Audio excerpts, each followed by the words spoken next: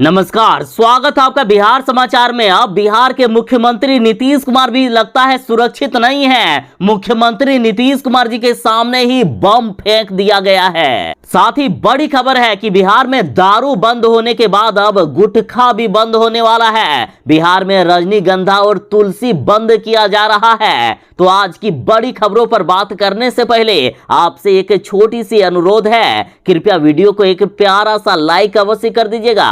आपका लाइक करना ही हमारी मेहनत का फल होता है।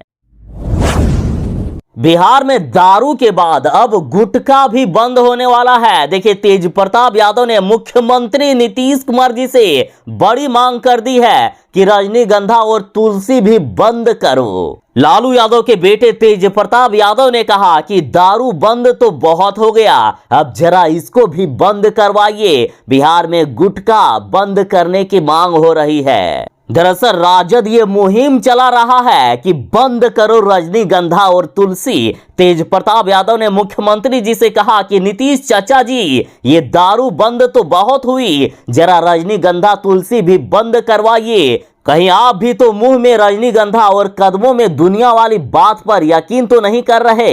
बता दें कि बिहार में फरवरी 2022 में ही गुटखा पर रोक लगा दिया गया है, लेकिन फिर भी इसका खुलेआम धड़ल्ले से बिक्री हो रही है। लेकिन खबर है कि बिहार में अब गुटखा पूरी तरह से बंद हो सकता है। एक तरफ जहां पूरे बिहार में दहशत का माहौल है, लगातार बिहार में लोगों की हत्याएं हो रही है, तो इधर बड़ी खबर आ रही है कि मुख्यमंत्री नीतीश कुमार भी सुरक्षित नहीं है, उनके भी जान को खतरा है। देखिए, बाल बाल बचे मुख्यमंत्री नीतीश कुमार, पैर छूने के दौरान युवक ने धमाका कर दिया। एक महीने के अंदर मुख्यमंत्री नीतीश कुमार पर दूसरी बार हमला की कोशिश की गई। देखिए, बड़ी खबर है कि पटना के बख्तियारपुर के बाद नालंदा में मुख्यमंत्री नीतीश कुमार के कार्यक्रम स्थल से कुछ ही दूर पर विस्फोट हुआ है। नालंदा में जनसंवाद कार्यक्रम के दौरान नीतीश कुमार जब लोगों से मिल रहे थे, तभी एक युवक उनका पैर छूने के लिए आगे बढ़ा और उन्हीं के पास जाकर धमाका कर दिया। फिलहाल युवक को हिरासत में ले लिया गया है। युवक के पास से पटाखा और माचिस भी बरामद किया गया। आप तस्वीरों में देखिए कि किस प्रकार से धमाका किया गया है। ये कारपेट भी इतना जल गया यहाँ पर। बिहार में आम जनता की बात तो छोड़ दीजिए, बिहार में मुख्यमंत्री नीतीश कुमार की सुरक्षा भी एक मजाक बन गया है। कुछ दिन पहले ही युवक ने मुख्यमंत्री को थप्पड़ मार दिया था और अब उनके ही सामने बम फोड़ दिया गया। बिहार के किसानों के लिए बड़ी खबर है। यदि आप 500 रुपए जो महीने के मिलते हैं उसका लाभ नहीं उठा पा रहे हैं, तो आपके लिए बड़ी खबर है। बिहार में बिहार के किसानों को किसान सम्मान निधि योजना के तहत हर महीने 500 रुपए और सालाना के 6000 रुपए दिए जाते हैं और ये राशि सीधे किसानों के बैंक खाते में ट्रांसफर कर दी जाती है। और इस योजना में वो किसान लाभ ले सकते हैं जिसके पास राज्य में कम से कम 2 हेक्टेयर तक खेती योग्य भूमि हो। तो अप्लाई कैसे करें? तो देखिए, अप्लाई करने के लिए जो CSC सेंटर होते हैं ना, ग्राहक सेवा केंद्र, वहां जाएं, अप्लाई हो जाएगा। अप्लाई करने के लिए आधार कार्ड, बैंक खाता विवरण, आवेदक का बैंक अकाउंट नंबर और IFSC कोड देना होगा। देखिए, बिहार में तो इंटर का रिजल्ट कई दिनों पहले आ गया है और कई लोग अब एडमिशन के लिए भी अप्लाई कर रहे हैं। तो आपको एक बड़ी सूचना दे देता हूं। देखिए, कोई यदि उच्च शिक्षा का सपना देखते हैं, यदि उनके पास पैसा नहीं है, तो बिहार में रहने वाले टेंशन ना लें। उच्च शिक्षा का सपना देखने वाले छात्रों की मदद करेगी बिहार सरकार। नीतीश सरकार ने स्टूडेंट क्रेडिट कार्ड लोन योजना चलाई है, जिसके जरिए उच्च शिक्षा के लिए छात्रों को 0 ब्याज पर लोन दिया जाता है। मतलब आप जितना लोन लोगे उतना ही चुकाना पड़ेगा, 1 रुपया भी एक्स्ट्रा ब्याज नहीं लगने वाला है। तो अगर आप भी इस योजना का लाभ उठाना चाहते हैं, तो इसके लिए जल्द से जल्द MNSSBY की ऑफिशियल वेबसाइट पर जाकर ऑनलाइन आवेदन करें। लोन लेने के लिए आवेदन देने वाले छात्र को 12वीं पास होना चाहिए। इसके साथ यदि 10वीं पास करने के बाद आप पॉलिटेक्निक कोर्स के लिए लोन लेना चाहते हैं, तो भी लोन ले सकते हैं। साथ ही इस योजना के लिए आवेदक की आयु 25 साल से अधिक नहीं होना चाहिए। कहा जा रहा है कि बिहार में अपराधियों का राज चल रहा है और बीजेपी के नेता इससे पहले खुद बयान दे चुके हैं कि बिहार में अफसरशाही तो छोड़ ही दीजिए, बल्कि बिहार में गुंडाशाही कहिए, बिहार में गुंडों का राज हो गया है। और देखिए, आरटीआई से चौंकाने वाला खुलासा हुआ कि बिहार में बीते 182 दिनों में 1303 लोगों की हत्या दिन दहाड़े हो गई है। रोजाना बिहार में 7 मर्डर हो रहे हैं।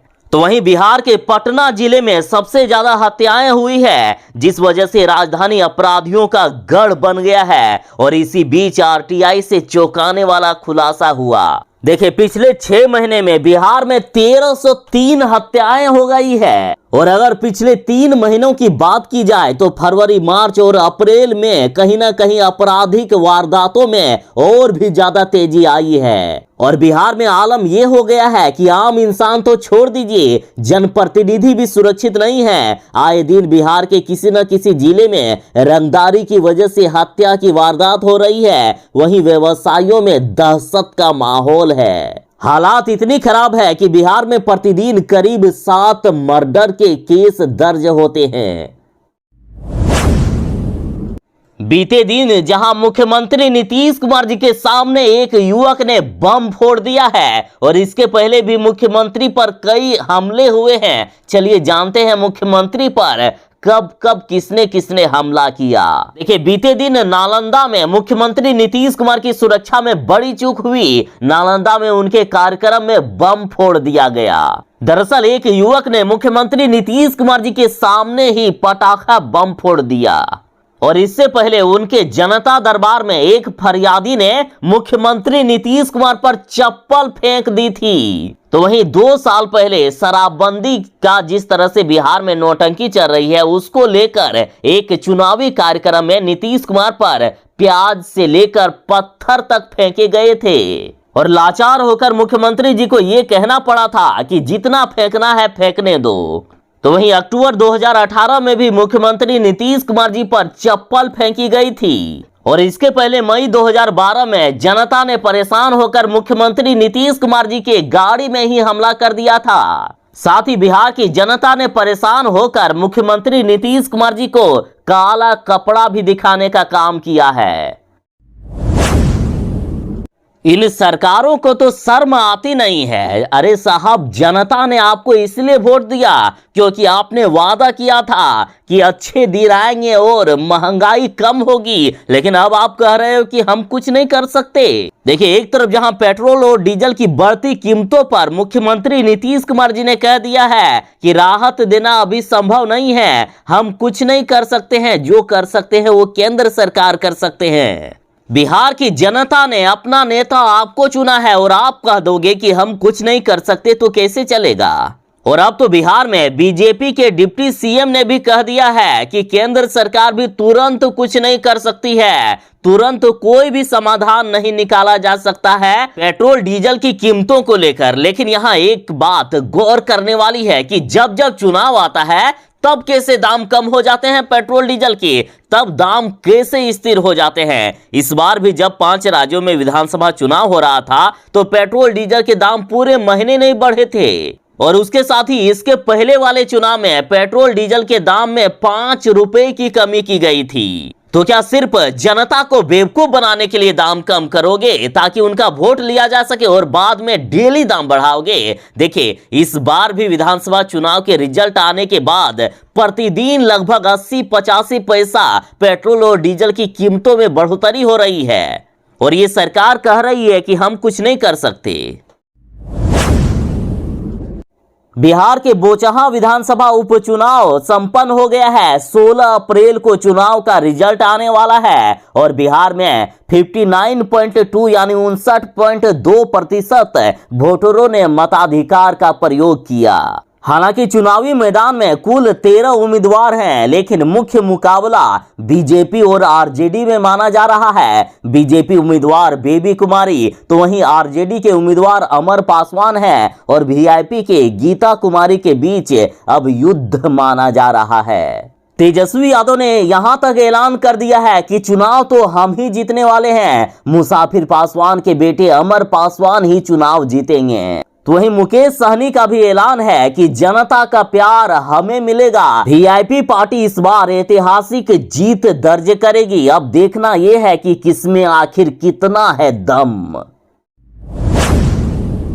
देखिए, बिहार के छात्रों के लिए बड़ी खबर कि बिहार बोर्ड की 10वीं की कंपार्टमेंटल परीक्षा का शेड्यूल जारी हो गया है। 10वीं बोर्ड की कंपार्टमेंटल परीक्षा 5 मई 2022 से शुरू होगी और 9 मई 2022 तक चलेगी। इस बार एग्जाम 2 शिफ्टों में होंगे। पहली शिफ्ट 9:30 बजे से 12:45 तक होगा और दूसरी शिफ्ट 1:45 से लेकर 5 बजे तक होगा। परीक्षा का शेड्यूल जारी कर दिया है। आप इस शेड्यूल को डाउनलोड कर लें और किस दिन आपकी परीक्षा है उसके लिए तैयारी अब पूरी कर लें।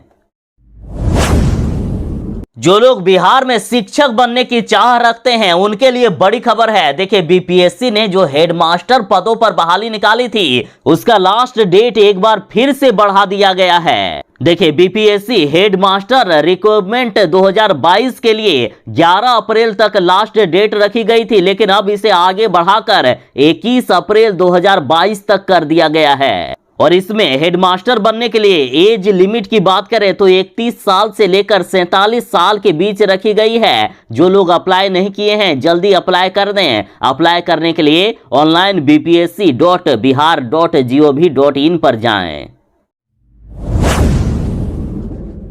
बिहार में आखिर ये सरकार कैसे चलेगी? मुश्किल में है ये सरकार। अब तो बीजेपी के नेता ही आपस में लड़ने लगे हैं। कभी जहां बिहार में जदयू और बीजेपी ही आपस में भिड़ जाती है तो कभी बीजेपी और बीजेपी में ही लड़ाई हो जाती है। देखिए, बिहार के उप मुख्यमंत्री तारकिशोर प्रसाद से बीजेपी के कार्यकर्ता ने कहा कि आप हमसे इस्तीफा ले लीजिए या आप खुद पद छोड़ दीजिए।